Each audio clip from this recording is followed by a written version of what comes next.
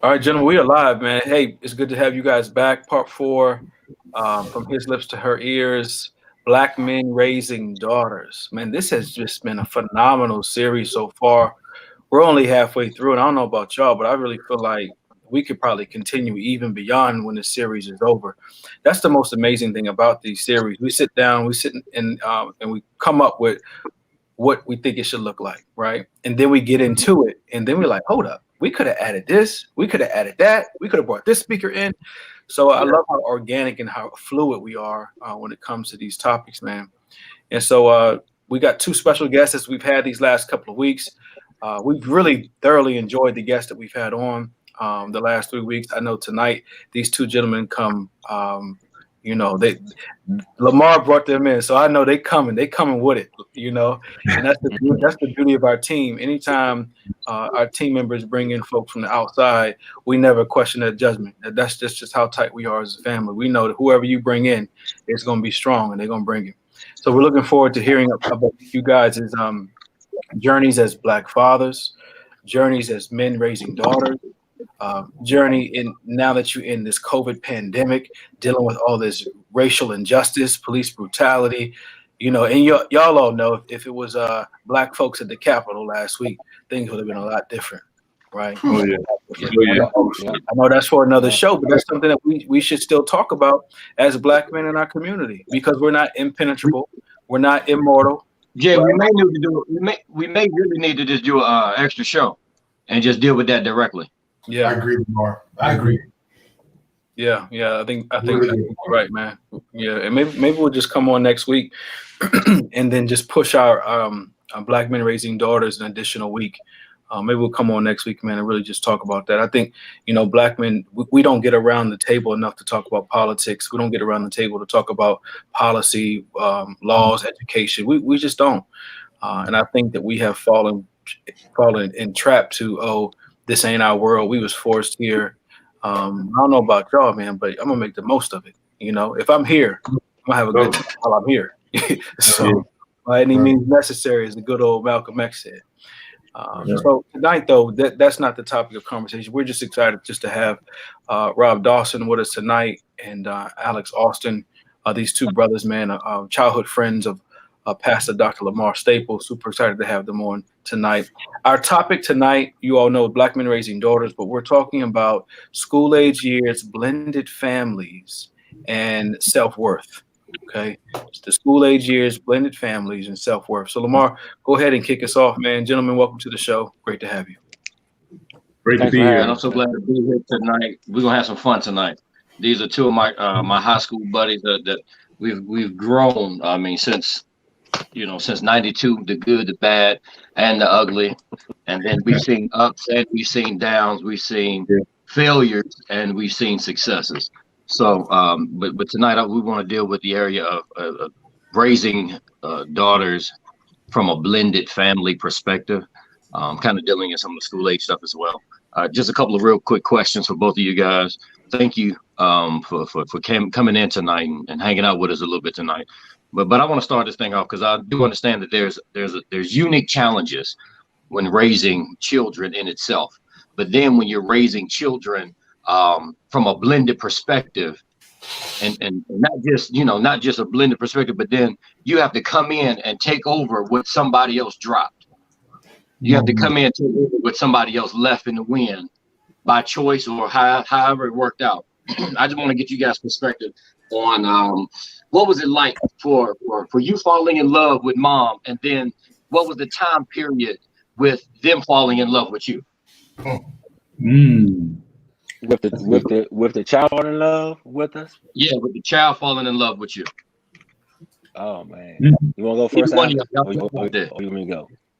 You can go first. So for me, I can say, let me think.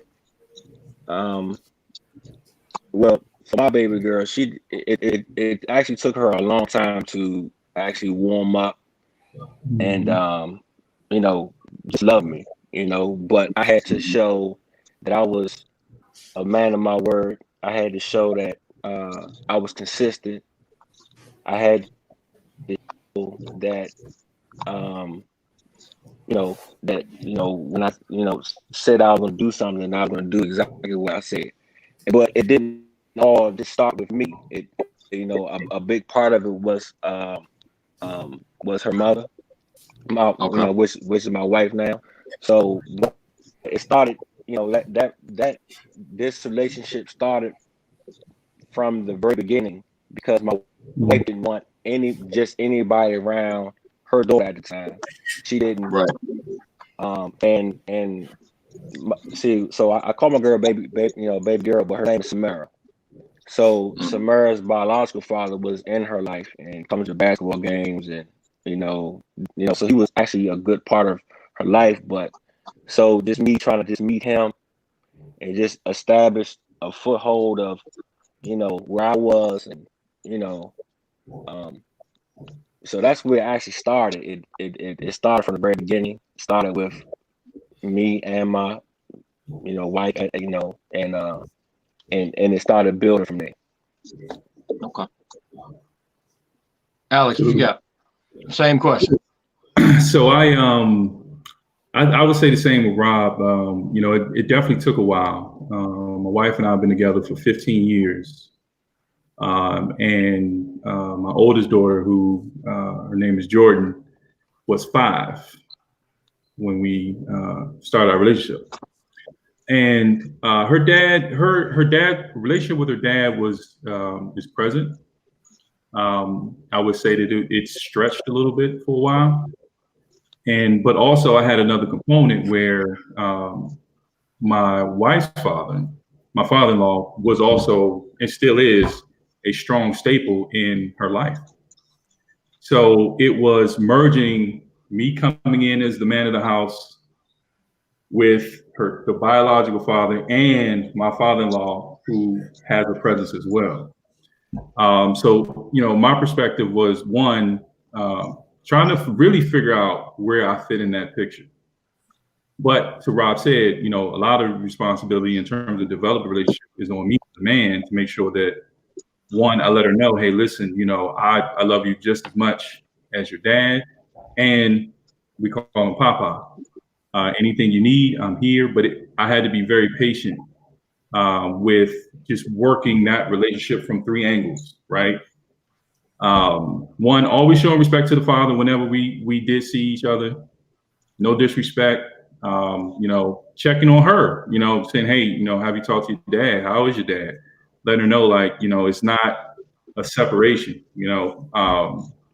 but then also just kind of slowly planting seeds over time. Some are going to be in line with what she was comfortable with, and some were not, because it was foreign. But as life developed, I felt like our bond got a lot closer. She's 20 now, so I think a lot of the things that she may see in life, especially dealing with these young dudes out here, I'm speaking to her real. She has a boyfriend she's pretty strong with, and I see myself at 20. I'm like, look, he about to do this. 1, 2, 3, 4, 5. That's what he about to do. So just watch yourself. Watch those landmines, right? Talking about the future, and just creating that bond and being honest, open and honest about the relationship as itself. Because I've seen her as a young kid all the way now to an adult. So it's a different dynamic. Okay. All right. I like it. Any of the fellas want to jump in there right quick? Yo, it made me think about when y'all start talking about it, you an athlete, you from another city, you from across the tracks, you know what I'm saying? And you move to a different city and you got game. And you come to this new city and everybody like, yo, who is this? What's he doing here? Right. And so as y'all was talking about that, man, I've never experienced what you two gentlemen are referring to, but that's what it took me back to, being an athlete, man, having to leave everything that I knew, going to a new city, and everybody looking at me like, well, who is he? And having to prove myself. So I feel like, it just sounds to me, and correct me if I'm wrong, but there's this period or this season where you just felt like you just had to prove, yourself time and time again. I would agree with that 100%. I think, I look at it that way, where I'm still proving myself, not anything that is coming from, say, my daughter or from my wife's side of the family, but it's a continual relationship. It's still developing. It's still new every day because she's getting older every day, right? She'll be 21 this year. That's a different time. Now we're talking about something different, right? Went to college. That was a different conversation that I realized I wasn't ready for. Like some of these more, transparent conversations that they're having. I'm like, I'm just not ready. I'm glad you told me, but it's rough. I'm about to. Yeah, well, for me, Can I ask both of you a quick question, real quick, before we grow your daughters up and marry them off? You guys are old. I thought y'all were youngsters. Y'all got kids, 20 and all that kind of stuff. I thought I was the only guy on here with old kids like that. But before we grow them up and marry them off, let me ask you something about the whole getting to know you process. What kind of a tightrope was it to walk when it came to discipline of your young ladies? And were you challenged then and along the way? Because you both have spoken of having or feeling like at least that you had something to prove. And certainly rightfully so, you're new to these young ladies, and you just like you met their moms and had to prove yourself to them, they expect for you to show what your mettle was as well. So were you challenged at all? Or how did you walk that tightrope between showing them that you cared, sort of deferring to their biological father as well when it came to involving them in the discipline or the things that went on in the household since he was out of it? How did you walk that tightrope? Well, for me, for me, it was more in the sense of I had to cultivate I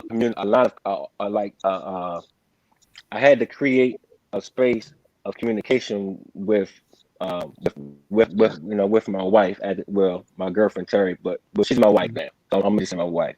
I had to establish an open line of communication with her, and so by doing that, we had conversations, and part of those conversations was disciplining. How do I want to discipline? How does she want to discipline? So before I even got to Samara, she was, we had to be on the same page. Mm-hmm. Yeah. So that was the first thing. Second, I didn't have to prove myself to anybody. I just had to establish myself because I knew who I was. I knew what kind of man I was.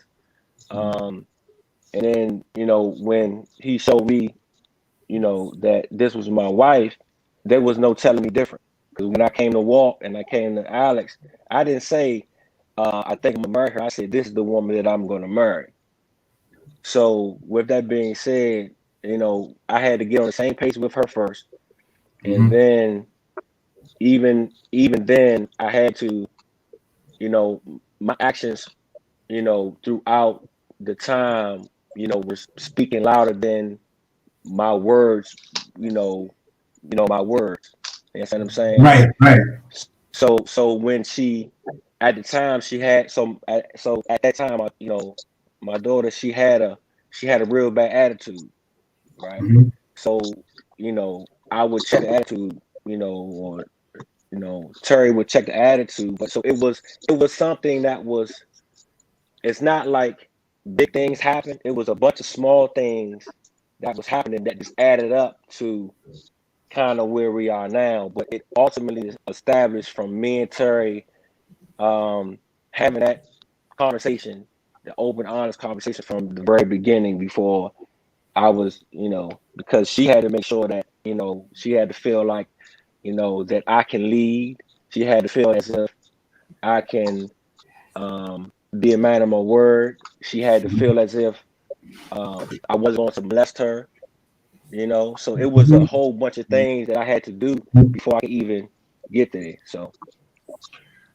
hey, you mind if I ask a question also, man? Same thing, man. Looks good. Good one up.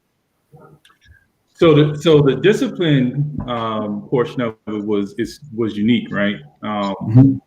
Because my oldest daughter is 8 years older than our middle daughter. Okay. And so when she was coming up, as I said before, I had my in-laws who had a strong presence, still have a strong presence in my oldest child's life. They have a presence in all the grandkids, but with the oldest, it's you can tell it's very unique. And so really it was, my main concern was, one, building trust. Like everything that Rob said, you have to, one, establish a level of trust that that the child will receive what you're saying, and just having to, again, not try to compete with the positions of the authority figures, carve your own lane, because they have been very present. I really didn't have much of an issue with her biological father. I really didn't have an issue with my father-in-law. But a lot of the decisions, my main thing was making sure that if I made a decision, that one, I talked to my wife about it. Say, hey, this is what I'm thinking. Here's some things that we need to address with our daughter. And here's why, and here are my concerns. A, B, C. Communication. Sometimes she would agree. Right. Sometimes she wouldn't. Especially when she got older and we were having these conversations about just general overall communication, self-esteem, making some, adult choices, but then also being a bigger sister, your interactions and reactions to be watched. Right. And to be honest, it's not the same with my middle child, because I have a direct influence with her. Right. Where it's different with the oldest, because we have 3 different components, essentially. So you have to be very gentle with one, just not bringing any confusion. Yeah. It can be confusing if you're hearing 3 different things. So everybody needs to be saying and understanding the same, raising the child as a village, not opposed to each other's opinion. Right. That's good. Very good. Murph, I know you had something. Go ahead. Yeah, I like, when you were saying that, it just furthered my question for you. I think that when you have a blended family, or when you're raising a young lady, I think that how we believe discipline is supposed to be about power and things like that. What did you learn about discipline, and how did that differ for maybe how you were raised? Yeah, so I actually come from a blended family. So Okay. my older brother, God rest his soul, was 13 when I was born. A lot of the insight that I got from my dad, and how the lack of communication between him and my mom, with this kind of the same scenario, affected their relationship with raising my brother. And every child is different. So I have an older daughter. She's pretty straight and narrow. I mean, she doesn't really, she's gonna tell you the truth a little bit more than what you want to hear. You're gonna do the things that teenagers do, and now they're an adult in college, so they have their own opinion. Then I have a middle daughter, and I'm like, hey, we kind of checking off the box here, so we already know what you're about to do. So it's really not much you can do. And then I have a son, and the responses are totally different. So I think you really understand what the child, how the child reacts to certain things, or now young adults, how they react to certain things. Every child is going to be different. I think it does start with communication, though. You have to really explain why certain things are the way they are, why you're making decisions. And they do ask a lot of questions, or why, or they'll bring up points where you didn't, and this, that, and da, right? So I think, sometimes you gotta, if you see something and hey, listen, this is the way it is, stand firm. Nice. Thank you, brother. Thank you. Was there a nugget, though? Was there a nugget, like something you were like, ooh, I didn't expect that?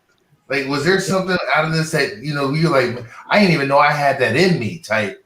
Like, what was that moment or experience, if you don't mind? I don't know if I'm off on this, guys, but I'm just wondering, because my daughter's 16 and I'm just walking into this. But so for you, what is one of those moments where you're like, damn, I didn't know I had that? Honestly, for me, vulnerability. Having daughters will make you vulnerable, because my whole thought process is she okay? And it's a different type of love when for your daughters. In that contrary, I like to what they say about us. Like, we supposed to be, you talking about being vulnerable, but I thought you were supposed to be hard like steel. I mean, I try, but again, with the girls, man, it's just like, like for example, I may see my oldest once or twice, and if I don't hear from her, I'll ask my wife, "Have you heard from her today?" That's just kind of my way of just making sure she okay, right? Vulnerability better than having power? Huh? Is vulnerability better than having power, or is vulnerability power? I think vulnerability is power because you're showing them that you're concerned, and you got to be honest with yourself too, because you can show that concern in different ways, and people, and this is just my opinion, people express it differently. So I think for me, it's just really trying to make sure that they're okay. I check in, make sure they're laughing. If they upset, you can tell it's awkward. When your daughter's upset with you, it's just it's never a good look. With my son, I'm like, all right, we could. I give me a Nerf gun, we'll be fine. You said it's awkward. The energy, there's something in the force that ain't right. Yeah, it's like, and here's the other thing. Like now, I'm dealing with cell phones, right? So both of them have cell phones, social media, looking at all that stuff, and I'm like, man, if I'm not telling you, somebody else is. Word. Right. And see, for me, I have a different experience because I'm the oldest of 5 boys. And our father was, he was something else, man. You know what I mean? So it was straight to the point, deep, brave voice, a very white voice. So how we were raised, it was, this is what I say and this is what you're going to do. So when I got her, I couldn't lean on her as much as he leaned in on us, or as I leaned in on my younger brothers. So, but with her, I had to learn. One, I had to love her love language. 2, I had to learn, how to talk to her in a way that she will be able to hear and receive what I'm saying. Mm-hmm. So some of the things I am, I do like, my father does, like, stuff like clean up around the house, or, holding her self accountable, you know what I'm saying? And you got to own your own stuff, you know what I'm saying? So as far as discipline, I just had to, yes, we have to be vulnerable, like I said, but, with me, I had to, lead with more love. And what I learned with a girl, it's like holding a wet bar of soap, right? Because if I squeeze too hard, right, it's gonna, it's gonna, it's gonna have imprints. But if I don't squeeze so much, it's gonna slip out my hand, right? And so, so finding that balance, was, it was interesting. Yeah. You know what I mean? So as far as discipline, what did you have? I like that, man. Hey, you guys are just tuning in by web. We're super excited about our 2 guests, Rob and Alex, man. This is, I'm telling you, every week we become more and more vulnerable. And I'm glad we used the word tonight, Murph, vulnerability. We haven't used it in the last couple of weeks. And so I think it is so important that we as Black men be vulnerable with our children, more especially our daughters.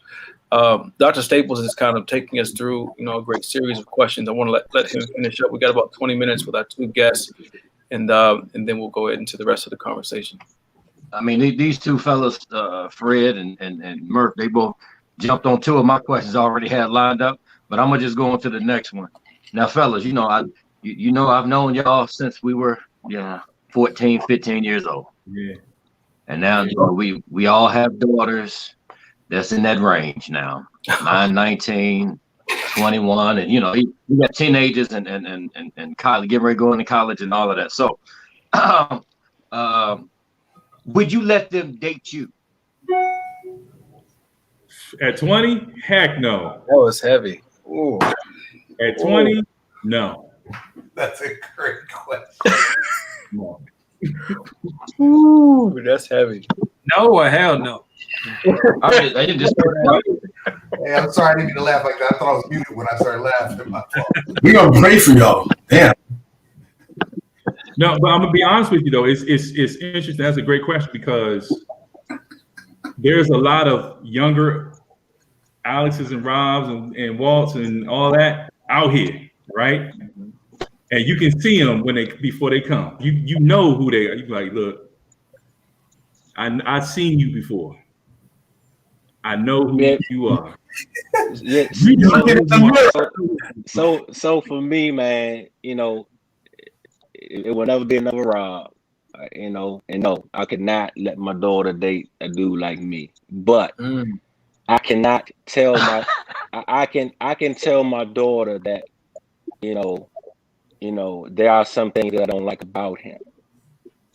You know, and because what's gonna happen is if the more I tell her don't, right, the more she's gonna want to go towards him. You understand what I'm saying? So for me, I have to. It's my job. It's my job as a father, and this is just my household. This is it's my job to be completely open and transparent with my daughter, to let her know, you know, what's going on, you know, how the game played, how I used to play the game, because I know they be looking at me like this dude hit, but yeah, I was doing it right. So, and I'm not saying it in a way of bragging, because that's not the man that you know, that just what I just wasn't a good dude back then. That's what I was doing. But yeah, but for me, it's more of just telling my daughter exactly, you know, what I see. Prime example, you know, when we all go out, right? They can't touch the door. Let me open up the door for you. Let me, you know, let you get out the door. You know what I'm saying? And then if her boyfriend comes to the house, have him come to the house and knock on the door, right? So I'm trying to teach her these things that men are supposed to do, gentlemen are supposed to do. Not only am I trying to teach her, but I am actually trying to, you know, show her through my example of how I love her mother, which is my wife. You understand what I'm saying? But go ahead. Go ahead, Fred. I see. Go ahead, Dante. Go ahead. Finish your thought, by all means. But I just want you to know, I have the next question. I'm getting ready to turn up the heat a little touch. You know? Oh. Are you finished with the thought, Rob? Okay. This is what I'm going to do. I don't want to play devil's advocate or anything. I certainly am not going to take on the role of Cory Jr. in here, or Cory Light. Although I'm much lighter than Cory and less hair. But my question is this. We all know what we were like, right? Well, I was a virgin until I got married. But what y'all was like. Man, it was the 30s. You was about 35 in the 30s too. Listen to me. I'm trying to speak some wisdom on these young men right here. So listen, we know that we don't want them to meet y'all at 14, 15 through like 35 probably. But listen, times have changed so much that some time ago, teachers were sleeping with their students. The morality of young folks and young girls has changed so drastically. It's almost as if many times you have to protect young boys from young girls, because young girls are much more forward than they ever were, unfortunately, when I was growing up. So what do you do? And this is not necessarily the proverbial, you do backflips to try to keep your daughter off the proverbial pole. That's not the whole point. I'm just talking about what do you do to keep your daughter from having had, 10, 12, or 6 or 7 different sexual partners or something like that, because they don't have a proper value structure. When it comes to sex, is just a thing. It's just something you do. You have time, go out to dinner, blah, blah. You have nice, lovely relations. That ain't how it goes. So what do you do? We teach them what gentlemen look like, right? You teach them the way a man ought to treat a woman, but how do you train them how to get a man? How to be demure, how to be a lady, how to be thoughtful, intelligent, realize their own personal self-worth and esteem, so that they're not trying to find it elsewhere. Fred, that's the best question you had in the series, Fred. Damn, I didn't even know you had it in you, Fred. Great question. I'm gonna go take a nap. I'll be back. So I think, for me with a college student, I think it's acceptance, right? You have to listen to them and hear. Like there's one thing I have to be honest with. Like I'm not very happy about the some of the transparency, but I accept it. And also be honest with them about what's really out there. Have those real conversations. Particularly where their environment may show, something different, right? They may be used to seeing, or they may have friends that may be doing certain things, and they will share, hey, listen, this is what's happening. You got to talk about, well, what is it that you right out of life? Because the thing I accept is that at 20, she doesn't really know herself right now. She thinks she does, but she's just getting to that point where, okay, I'm starting to figure out certain things that I like, I don't like, I want to try certain things, just in life. And yes, you're gonna be a human. You are human. You're going to make mistakes. But at the end of the day, you have to be accountable for your decisions, but you also have to think. And this is a real conversation I had over the holiday. Whatever decision you make right now, can you live with it 10, 20 years from now? If you can't live with that, if you're not even thinking that far, it might not be worth the risk. Because it takes one, good or bad. We're not just talking about sex, I'm just talking about anything. It takes one opportunity to turn your life either upside down or it advances. It takes one shot. Right. So for me, no, go ahead. No, I was just saying, Okay. Yeah. So for me, as far as teaching her how to be a woman, I kind of leave that up to my wife a little bit, right? But as far as installing confidence and as far as giving her words of affirmation, right? So to build confidence and to know or to learn or to help her cultivate what her self-worth is. So, I hold her accountable, and she has to own her own stuff, right? Because you can't do something and then try to do a Donald Trump and push it on somebody else. It doesn't work in this house, right? Mm-hmm. And also, I let her know that she has a voice, right? So, because I grew up, I didn't have a voice, So let her know that she has a voice, and then teaching her how to communicate, because these young kids don't know how to communicate, right. And it's one of the biggest things that I've learned, is just learning how to communicate, because we can disagree. We can agree to disagree, but at the end of the day, as long as you know where I'm coming from, how and why, and vice versa, then we can, move on. So, and then probably one last thing, go to the side and just, also, especially when she got her job, is teaching her how to budget her money, right? So all of these things are not teaching her how so much to be a woman. It's teaching her how to be a self-sufficient individual. Yes, and how to think. So even though she's not a boy, these are some of the things that, were installed in me that I can show her how to do. But not necessarily, I didn't get all of these things, but I was hoping that was where you were headed with what you were saying when you gave two great analogies. One about the soap, the grip that you have when it comes to discipline, holding your kids close and not holding them close enough. Not holding them close enough leads to lack of discipline. Kids who need it, who long for it, and then you end up losing them. Holding them just right ends up having a soap in your hand and a real bath, and squeeze them too tight, puts bruises on them and makes them, leave you. But you were talking about letting her know she had a voice, and I thought that was so valuable because that gives kids affirmation, and anybody, even in the workplace, when people have the opportunity to speak up, it lets them know that they are valued and appreciated. And to have that kind of relationship where you are willing to listen you have a voice. You're able to let me know what's on your mind.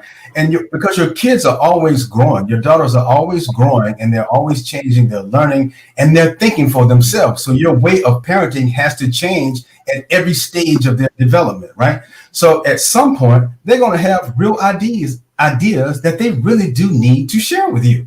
And you would be remiss in your duties as a parent if you shun that knowledge or what they're needing to express what they think is their knowledge to you.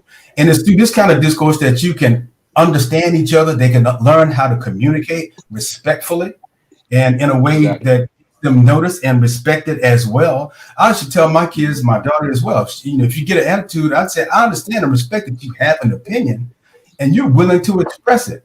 We still may end up doing what I want to do, but I respect that, and you can respect it and you can express it. But there's a way to say everything, right? Exactly. You have to say it to me like you want me to listen and not get hit with this pot. You know what I mean? Joking. But you understand what I'm saying? That was so important, man. And that grows your kids up. You know what I mean? Just showing them that respect as they get older and earn it. Yeah, so let me touch on the question where you said of her about all these bodies, right? So what my daughter does, she just sits back and looks, right? She's very inquisitive, but she looks and so she has friends who do those things, So she's learning from their experiences because not only is she learning from those experiences, but I may say something to her about an experience, and she'd be like, "Okay, yeah, that's what happened to my girlfriends and them. The same game that your friends are playing, I didn't play the same game. Just so happened the game was just played, and you just seen it for yourself." Yep. You know what I'm saying? So, and then so I tell her, but she's also looking and paying attention. So I'm just glad that she's not out there, and I got wholesome, and preferably, to be there until she get married. So I'm gonna leave it there. brother Dawson, that was definitely something I was wondering that Brother Austin alluded to in regards to vulnerability. Are you guys, is part of the vulnerability that you share with your children really telling them, like you just said, I was a dog, I was out there, I was doing my thing, I wasn't a good dude. Are you truly vulnerable with your children to that point once they get to that age of what that looked like completely, and even other things, whether it be drug use or whatever, alcohol, pornography, like anything that you have dealt with? Do you get that vulnerable once they get that age where you tell them, I'm telling you to do this because myself or your uncle, your grandfather, your mom, but specifically myself, encountered these things firsthand or did these things? Yeah, well, I have to. I have to be completely honest with her because see, the thing is, just like if somebody was to come to you and they, are not upfront with you, you already know it. Like, come on, dude, like for real. So if I come to my daughter halfway, she'll be looking at me like, for real, this ain't what you normally doing. Can you just shoot it to me straight? Or can you say it in another way so I can understand? So I had to sometimes give her an analogy so she can understand what I'm saying. You know what I'm saying? But as far as okay, so I'm gonna touch on this point I gave to you, Alex. So this one thing about smoking weed and drinking, right? So one thing that I do teach her is that when you do that, what you do, you are creating a stronghold that you necessarily don't. You are creating a stronghold that you are not realizing that you're creating, right? And then also when you're doing that, you are associating that thing with something. So if we go out to her girlfriend's house and they smoking, or just say they drinking, right? You are creating an association with that drug or the drink with that thing. So now every time you want to go to your friend's house, you want to smoke, you want to smoke or drink. You know what I'm saying? In which ultimately, here I am, 42 years old, right? And I'm transparent with where I am. I am still dealing with those strongholds that I created back when I was young. Dang, yeah, that's real. You know what I'm saying? So, that's one teaching moment that we do have that I have to be vulnerable about, because what we were smoking then, they ain't smoking it now. It's way stronger, Mm. right? So That's good. That's good, man. That's a good question. That's right. I like that question, Reggie. Damn, we probably gonna dive into that question, man. When the guys get off the show, I think that's what we're gonna go into. That's real. I think all of us got a lot of stories to talk about that. But Alex, go ahead and answer that question, man. And then I want Lamar to kind of close us out with our special guest, man. It's just been a pleasure to have you both on tonight. Yeah. Absolutely. I mean, I'll keep it short and sweet. I mean, everything that Rob said is pretty much spot on. I mean, as particularly with daughters, as they grow and they experience different things. Sometimes it's almost like history repeating itself.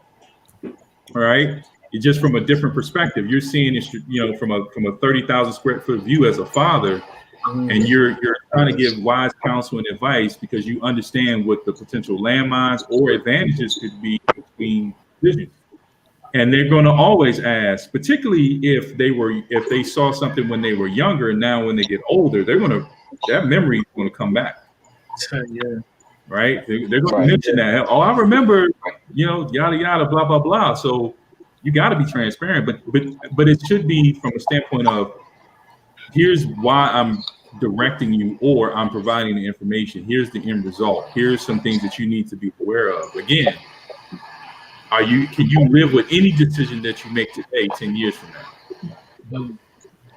right. So I'm gonna leave you with this, and then I'm gonna roll. So one thing that I think is most important is that, yes, we talked about everything that we've done as men to install into our daughters, and how to be a good person, disciplined and stuff like that. But what I want to share is one thing that I think is most important is, as far as a man is concerned, right? As far as teaching a daughter, even a blended family, even if it's not blended family, I have to set myself as an example, as to I am setting that standard, right? So I wouldn't want my daughter to date my younger me, right? But I am striving to be something that my daughter would look up to by how I love her mother, right? Because a lot of things that goes on, yeah, I can say this and say that, but if she doesn't see me doing these things, communicating with her mother, having intense fellowship with her mother, but not disrespecting each other, and just showing her how to love, and just being an example of what a father is, and how to be, or just give her an example of what it is, as far as I'm concerned, then, me as a father, as a stepfather, which I don't look at myself as a stepfather, I'm not doing her any due diligence, but I have to live the life that I'm trying to show her, or trying to teach her how, to be. And I'm far from perfect. I still make mistakes. As are we all. You know what I'm saying? So I don't want to get on here and make it seem like I'm perfect. We do everything right. No, I don't. Facts. So, but I think that's also part of it too, right? Is to see us be human and make mistakes, and how we adjust from those mistakes, even at 40, 41, 42. The key is doing what I think both of you said, was to own your mistakes and be willing to apologize to your children when you make them. They'll respect you for that and forgive you. It means a lot, I think, to children when you admit that you were wrong.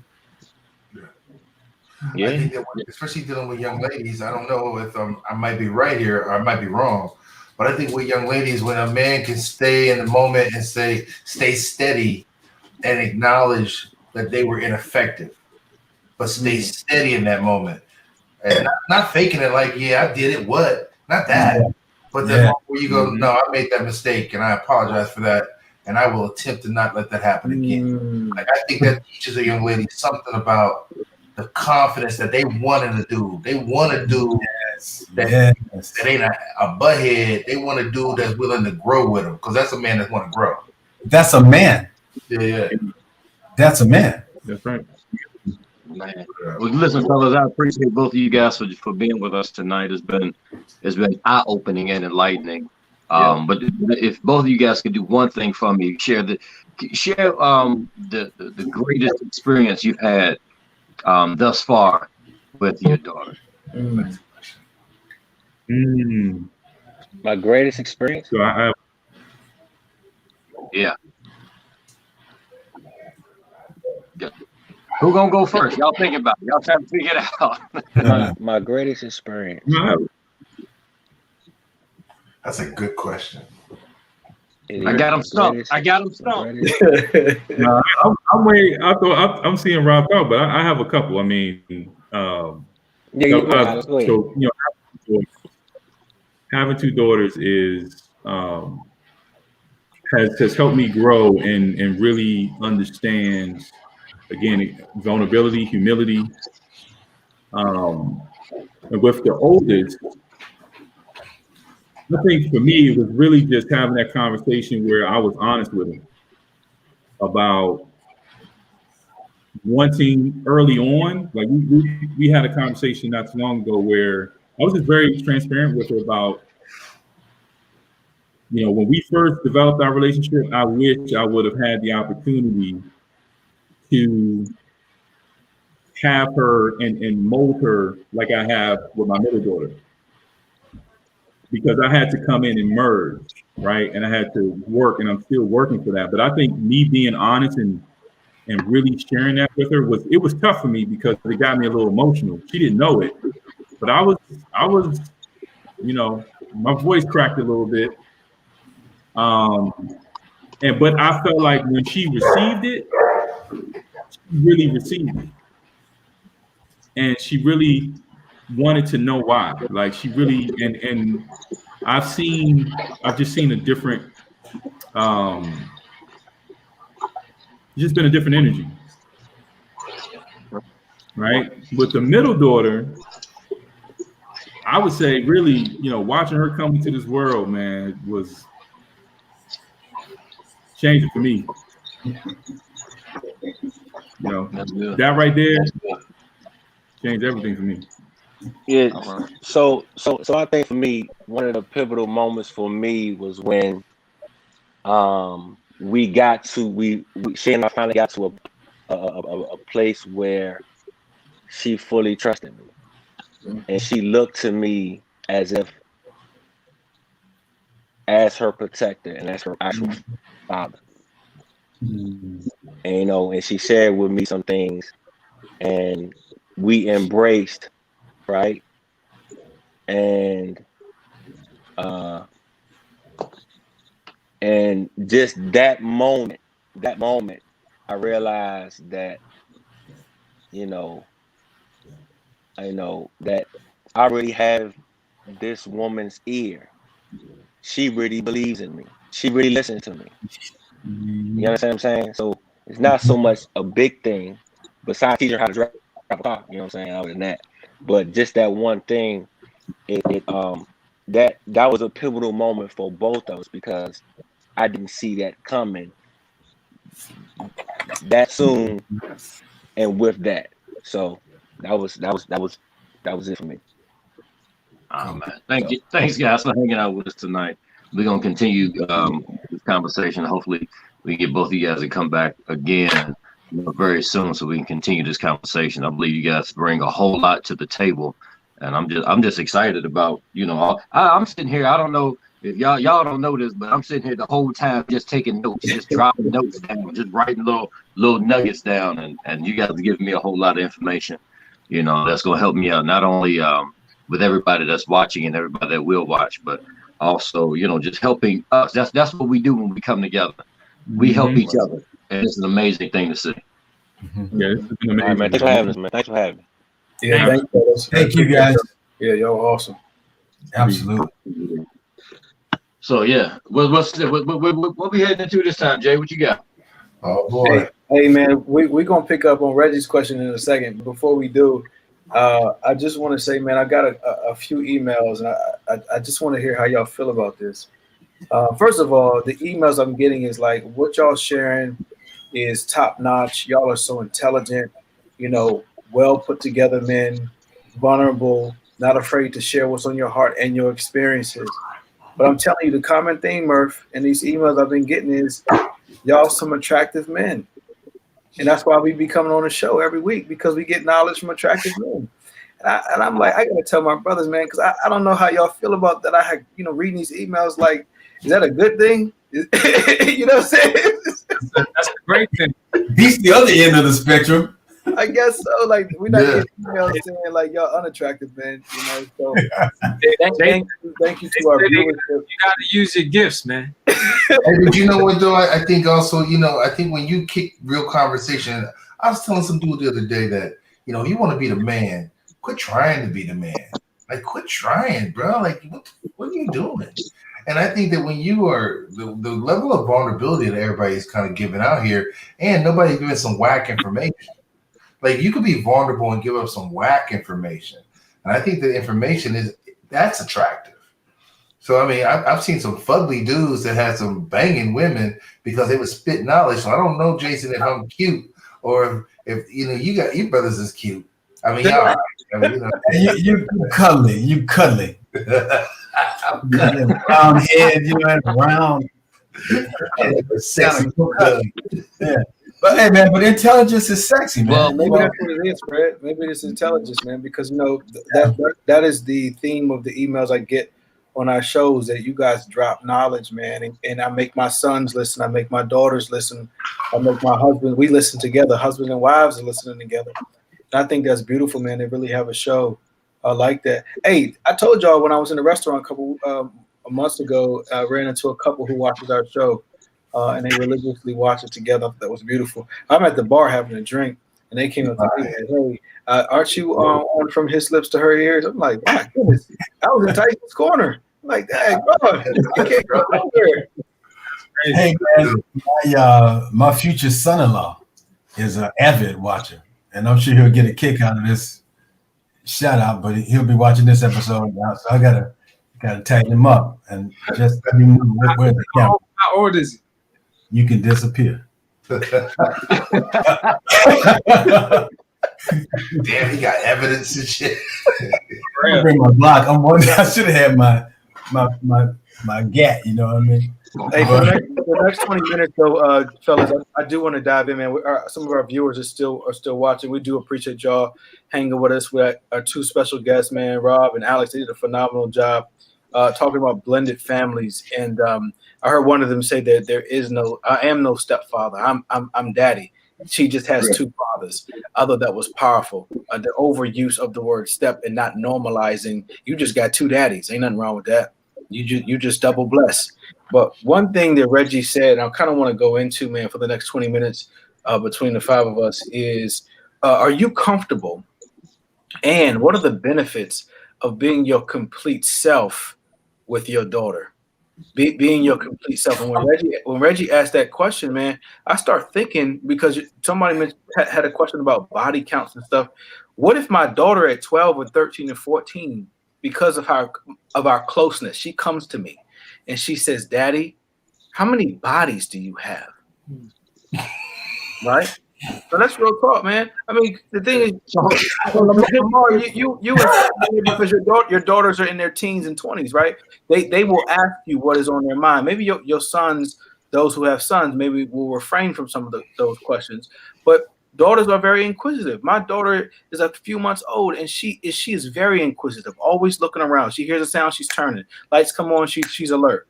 Very inquisitive. That's at a young age. So I'm curious to know from y'all, at what point do you stop sharing the truth? Or should there be no boundary or parameter to share the truth when it comes to your daughter? You mean start sharing the truth? Right. I mean, you should always share the truth and always tell what it really is.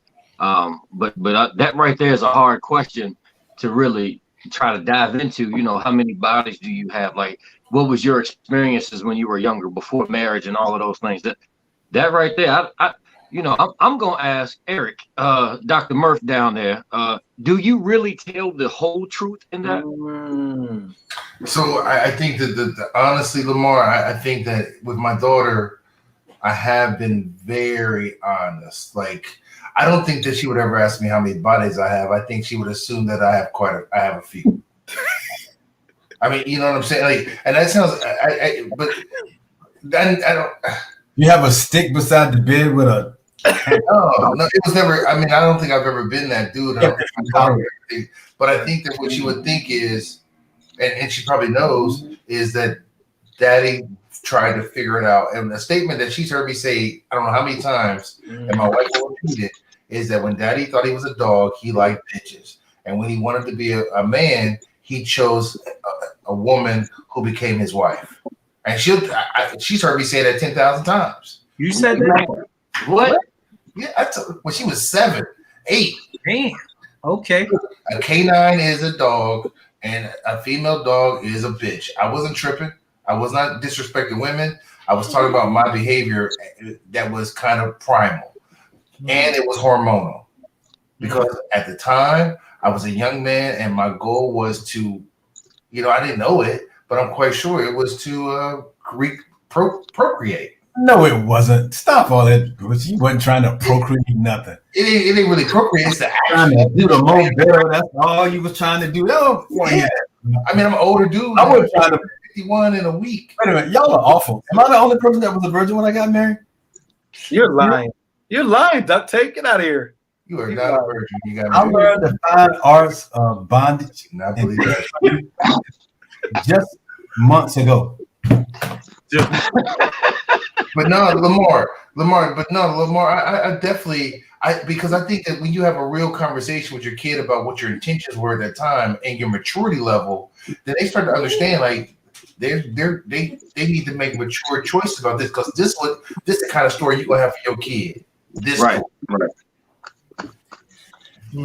I mean, that's a tough question. I mean, the body count. I mean, I took it to the extreme because I was just trying to understand from each of you how deep do you go, right? And here's the reason why I brought that question up, because in most of our relationships, and I'm not talking about marriage because I'm sure that's a whole different level. But most of our relationships growing up, we never told the whole truth to the person we was dating, never, right? And so how do you make that switch where, okay, well, I'm used to not telling the entire truth, but now I have my daughter who I love, who I'm probably the most vulnerable with, and she's asking me some very intriguing questions because she desires to know. She desires to know her father. She desires to know what traps to avoid.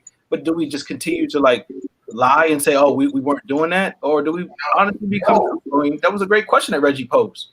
It was. And I want to sort of speak to, you asked, how do we communicate with our kids when they come to us with these difficult questions at various stages in their growth? I think you have to meet your kids with an answer consistent with their level of maturity at that time. A lot of sociologists or child psychologists, whoever, will tell you that if a kid is old enough to ask, they're old enough to know. I don't think that's necessarily the case, because sometimes kids may be precocious and are asking you something because they heard something or were privy to some information that they shouldn't have at this stage in their life. So sometimes you may have to delay the response or give them a childlike response, something they can handle, and you follow up discussions, and you always go back to it, because remember, whether they're old enough to understand it or mature enough to understand it now, they obviously have been exposed to it. So it has to be addressed, and it needs to be followed up on, because whether you can give them an answer they can understand right now or not, you need to get an understanding in them sooner rather than later, because you don't want them operating without enough information to make sound decisions, especially when it has to do with stuff like sex and boys. And you have a 7-year-old come to you and talk to you, or a 10-year-old come and talk to you about, when was your first time, daddy? Something like that. Antenna need to go up, because some 12-year-old may be trying to help them experience their first time. You know what I mean? The kid's too immature to realize they shouldn't be telling you about it, or shouldn't be asking you or alluding to it in conversation. So, you know, you have to find a way to get to the bottom of why they're asking questions that they may not be prepared to hear the answers to. And otherwise, just meet them where they are in their developmental stage and try to answer the best you can. I think a big part of the advancement of the questions coming at an earlier age, though, is the time that we're in. We have the internet, which is the X factor. You have social media, which is the X factor. It's like before, the parents could probably limit the child's exposure because television and I guess radio were the main forms of information outside of the parents. But now you have children that have their own cell phones, right? So they could get exposed way earlier. There's a lot of stuff on YouTube, right? So there's so much information that they have access to seconds. And we already know that when it comes to a news feed or an IG popular page, you could find something that you were not looking for. I was waiting for one. The hole always goes deeper. Once you get to one thing, you swipe, it just keeps getting deeper and deeper. And now you're like, damn, I didn't even know this existed. Right. And that happens to me as an adult. I stumble on things that I didn't know existed, and I'm 36 years young. Right. Imagine for a child that, like we're talking about, 10, 12, earlier, they have access to the internet. It's free game. It's open season.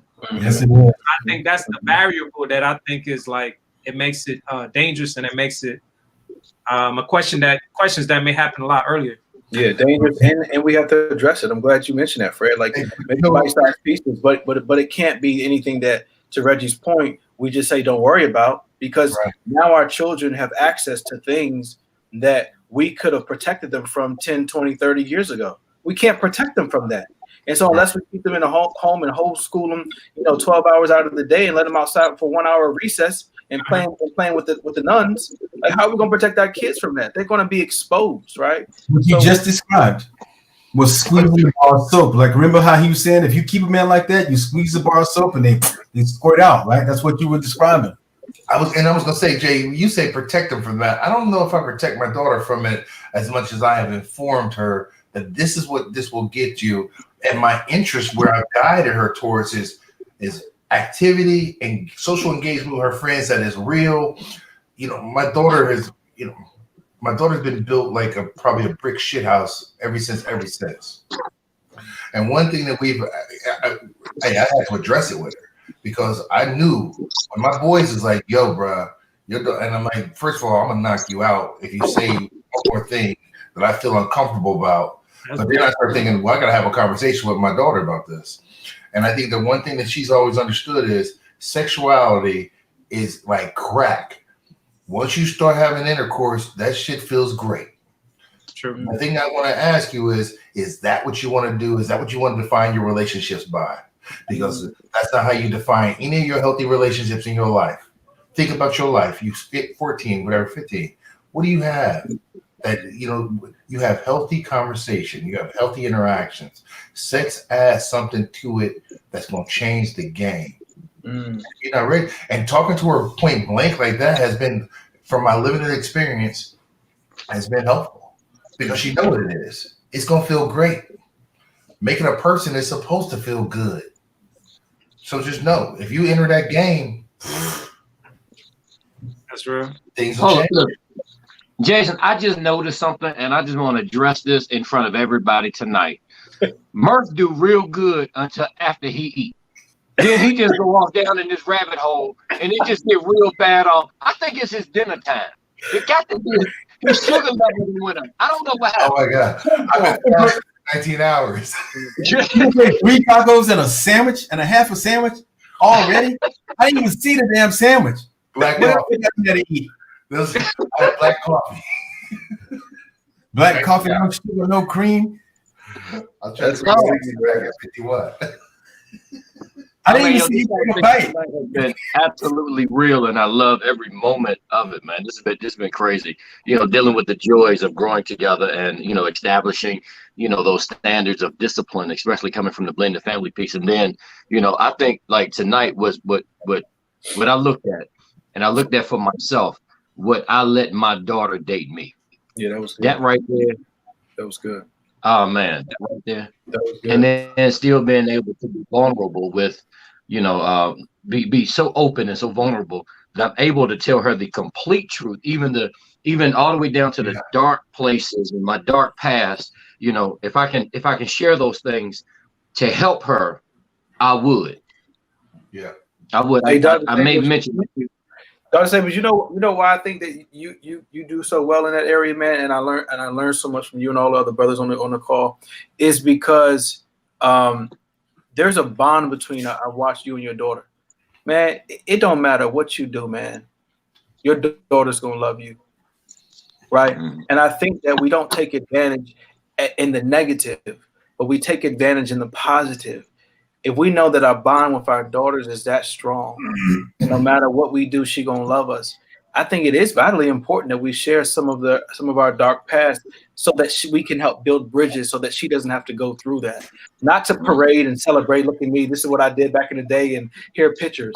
But Dr. Staples, I've watched you and your daughter, man, over the years, and there's just this bond that y'all have, and I know it's got a lot to do with just y'all's level of vulnerability. Well, yeah, I mean, we have a real great relationship, but I will tell you this. Don't mess around and think that relationship can't be broken if you mess around and treat their mother the wrong way. They came out of their mother. That's a different bond than what we have. The bond that we had to develop. Their bond was born into this thing. They were connected from day one. So you mess around and get and hurt one. If you hurt mama, man, your relationship will completely change. Wow. Well, Lamar, when you say it, bro, because if you would hurt the woman who helped create me, then what would you do to me? Because I'm second. Right. That's heavy. You feel me? Like I'm not even the original gangster. I'm out of her. Mm-hmm. And then that goes back to Maslow's hierarchy of needs, right? Mm-hmm. If I can't be safe, then how am I going to ever actualize? And the love that I have for me comes from how my daddy treat me and how my daddy treat my mama. Mm-hmm. Yeah, I mean, see, listen. I mean, I learned that one principle once both of my kids came into play, is because now I became the third wheel, and then the fourth wheel. I was the guy that was standing on the outside, like, hey, how y'all doing? Y'all all right over there? Because they had a different relationship. And because they had that different relationship, I wasn't trying to get in the middle of their thing, even though I was the one that created them.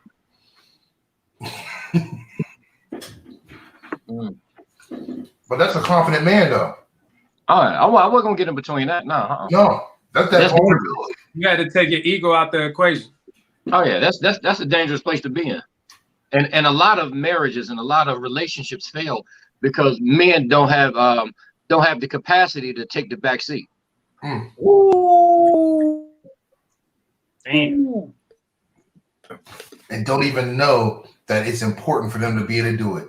If I'm equally yoked, I've always said with my wife and I, we walk hand in hand, and there are times where I got to be in front. And there are other times she got to be in front. But when we switch in those positions, she is definitely holding my back up and I'm holding hers. But if I chose somebody equally yoked, I know she can spit fire. Why? Do it. What guys have to realize is you can lead from behind too.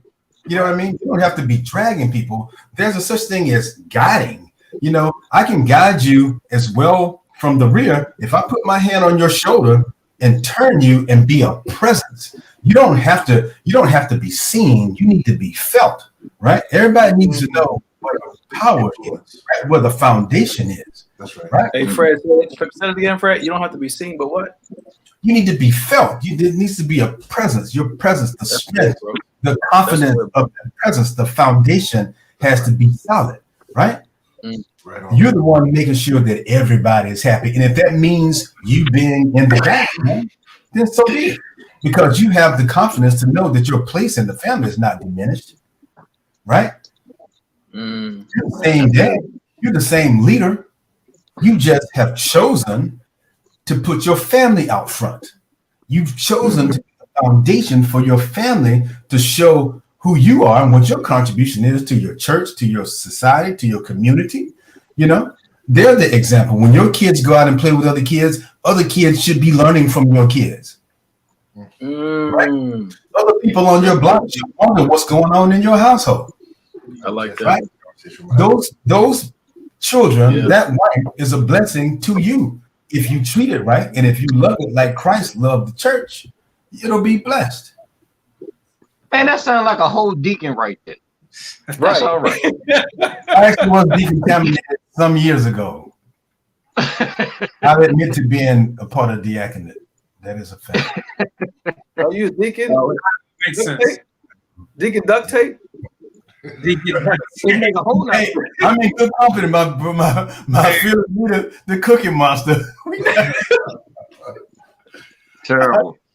One thing that I did learn years ago in the process of building, oftentimes the foundation is the most important, and it is the most important thing to stabilize the entire house, to stabilize the entire structure that you're trying to build. But that's also the one place that's never seen. Right. Wow. Hey, I want to ask you, let me interrupt this broadcast 1 second just to ask you this. I don't know if there was any better. We all know who we were when we were young and everything, and it's questionable as to whether or not we would want our daughters to meet us when we were at our most immature and reckless. But there's nothing more motivating to try to counsel your daughters wisely, to me, than can you admit to yourselves that you've met somebody in your past? I don't want to get any more descriptive than this, but met someone, a young lady or whatever, in your past, and wondered through her actions or just the encounter, what did she miss? You know what I mean? What did she miss from her father or her mother or whatever in her life that has her in this place right now? Well, Yeah. you know. Hey, Fred, that's heavy, man, because, you know, So how do you fill that in? Sadly, What do you? in our immature stage, I mean, we all talk about our college days, but sadly, Fred, to your point, in our immature days, those were the young girls that we were kind of going after. We couldn't in our immature stage get the young lady who had it all put together, get the young lady who respected her father to the 10th degree, who learned his values and ideals and learned how to move through and navigate life. Those were the ones that was turning us down because they seen the game coming. But it was the ones who were deficient and lacked the strong father figure at home, right? So yeah, I remember those times many a nights and wondered that same question. And then now fast forward, I'm thinking, I don't want my daughter to be that person. Right. So have we figured out? I mean, the key to, I suppose, right? The key to filling our daughters with these things that these other young ladies lacked was figuring out what it was that they lacked, and then how do we then instill them in our daughters? So the key to keeping your daughter off the proverbial pole or being a thought, or I had to ask my son what that was, a thought, or just somebody who just through a lack of attention ends up with, say, 20 sexual partners before she gets married, and they were all carrying whatever, this guy, that guy, we dated for like this 2 years, we dated for 6 months, we dated for, and at the end you really have been kind of used up because you just invited everybody in who you happen to have a relationship with, whether it was a lasting relationship or not. Obviously then you end up with somebody, but you've known 100 men. That's what we're talking about. Expectations with your daughter comes into play, man. I always tell my daughter, expectations are either unclear, unsaid, or too low. And what would you want? How you gonna get somebody that's on point if you not? Because you gotta watch your mom and dad, your mom's flow, watch your dad's flow. Like I said this to my son before he went to wrestling practice. And I use the same thing for my daughter. How you gonna put some respect on our name? And really, how you gonna put some respect on you? Because everything you got right there, that ain't shit. The stuff that I want you to value and understand is the dopest thing about you is in here and in here. And if you can share that with someone who can value that, then that's what's up. And I know those conversations sound like they're corny as hell, but I found that those corny conversations, I walk out of there feeling like I am the damn man. Like I'm that damn. You know what I mean? Like I don't even know how that comes off, but I'm like, my gosh. But it's true. Here's my question, fellas. Is it an unrealistic expectation, right?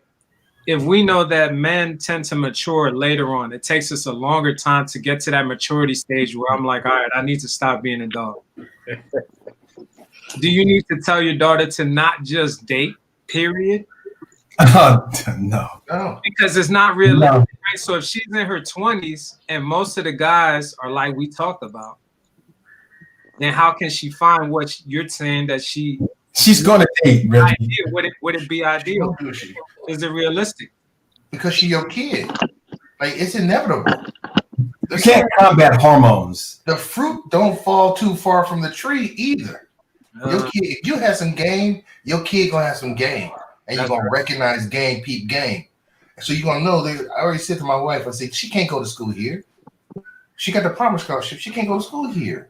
She don't want to be around me, and she don't want to be around her mama. We both work here. She need to go someplace where she can turn up, enjoy yourself, but enjoy yourself in a way that's respectful of yourself.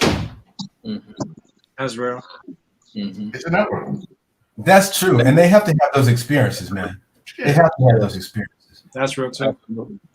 Hey, next week, before we close out, let Lamar actually close us out, man. Lamar brought two phenomenal guests on, Rob and Alex tonight to talk about blended families, man. It was just great to have them on and share their experiences. Next week, we are probably next week not going to jump into hobbies, passions, and interests, which is what we were going to talk about related to raising daughters.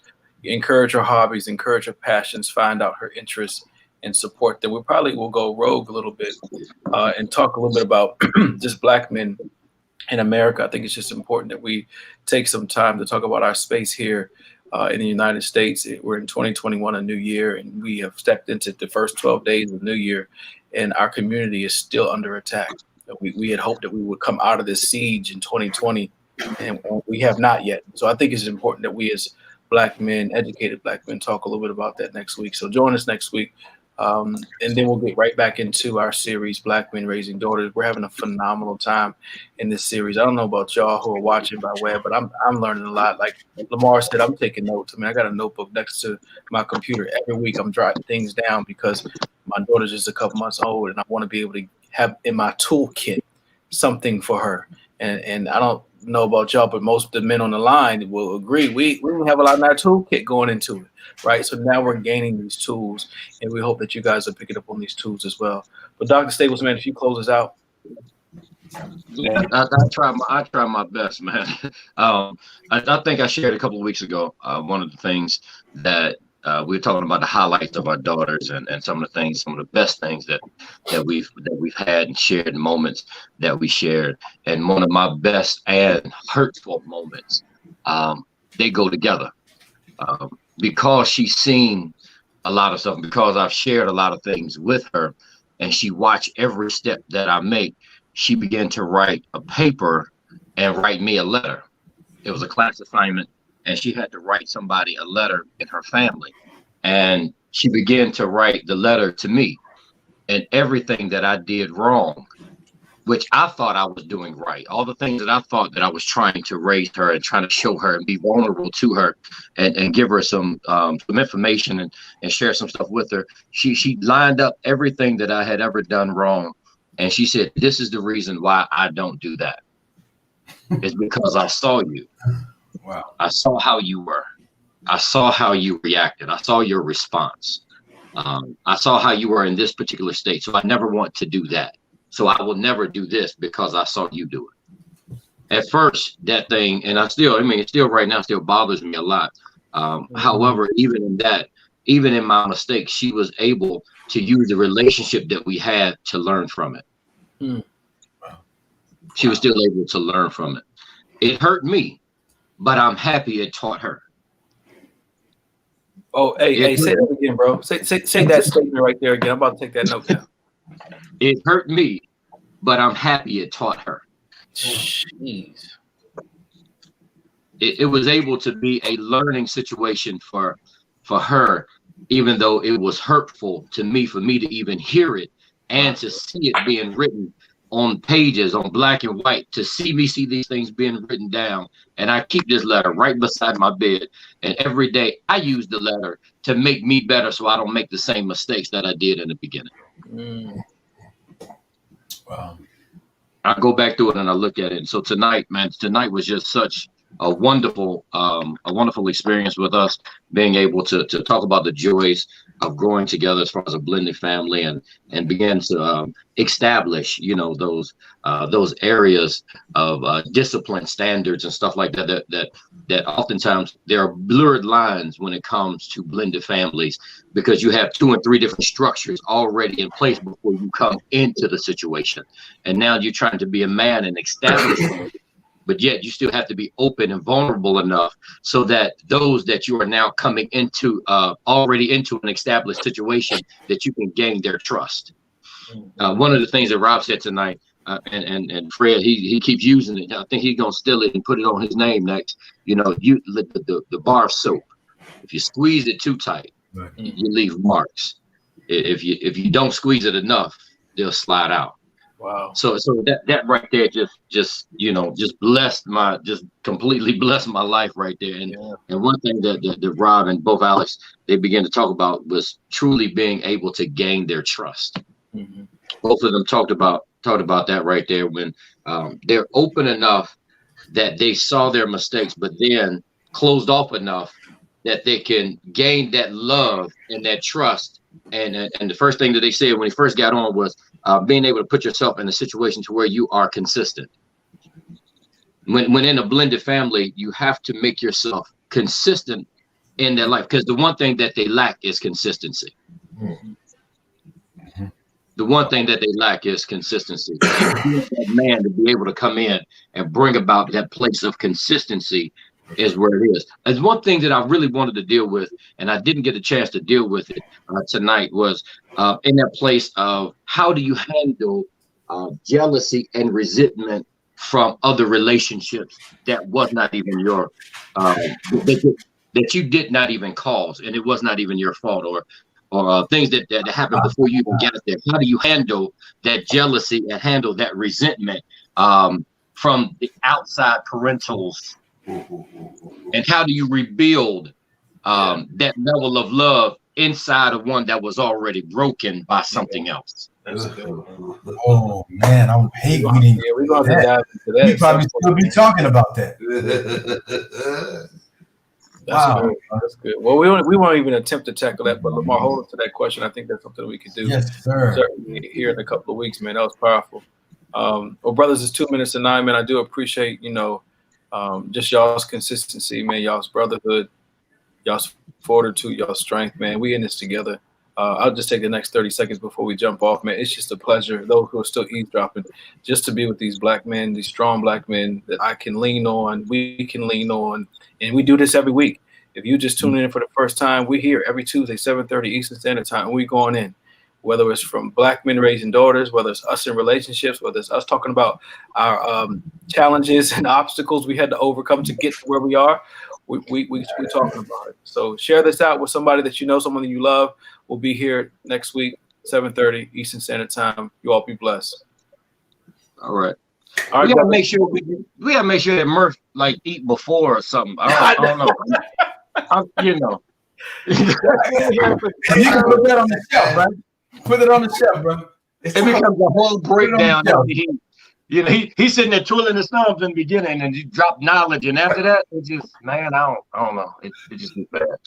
It's that 19-hour fast, bro. It's that 19-hour fast, man. Right. I think you need to call Reggie, because Reggie can help you with, making sure you balance out your protein meals. Yeah. Get all his micro and macronutrients in. The bologna sandwich nutrients covered. Man, Murph up there just smiling. Just man, it's okay. It's okay. He's about to be sleeping in a minute, man. Hey, another round of applause for those young brothers, man. It's so exciting, man, to meet cats like that. That's just good examples of black dads. Yeah. You know, doing the work. You know, going to work every day, being fathers and good husbands and stuff. It's a pleasure, man, to be in their company. Virtually is the best we can, man. It's all a blessing. Fellas that's stepping up to the plate. I love that. Inspiring. Yeah, stepping up to the plate. It's really interesting how this on this virtual stage is still very interesting, you know. And I think it's the realness that everybody's bringing to the table. It makes, you know, when I watched the tape of it, and I was like, damn, that is actually kind of good. Like, I like that shit. I didn't even know. Like, we're in a moment right now, you know what I mean? So it is always good to look at it. Yeah. Go back and check it out. See what's happening. Enjoy y'all week, man. We'll get together next week.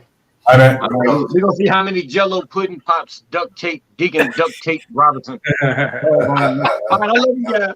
Y'all As always, brought to you by our sponsors, the Mo Better brand duct tape, because the Mo Better what makes it more better. Wow, bro. Peace and happiness, y'all. Don't forget the fact of power, and whatever you do in word or deed, don't let it real go wrong. So, All right, y'all. Bye, y'all.